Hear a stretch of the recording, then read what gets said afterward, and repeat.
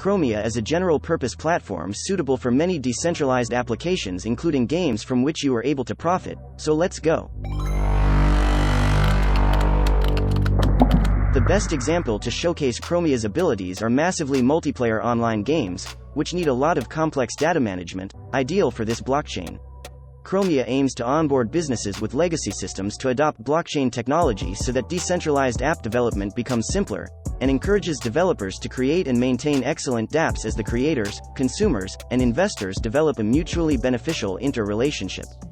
Block producers who run nodes on the network earn money by collecting transaction fees from customers who use the platform's dApps.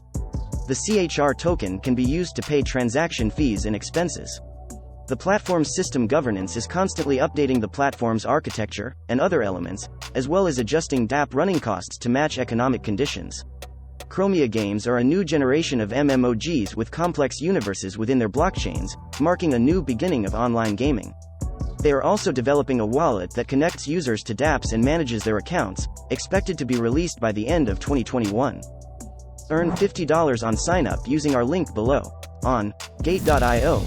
Thanks for watching, and visit NonFungibleOwnership.com for all information on NFTs and crypto tokens.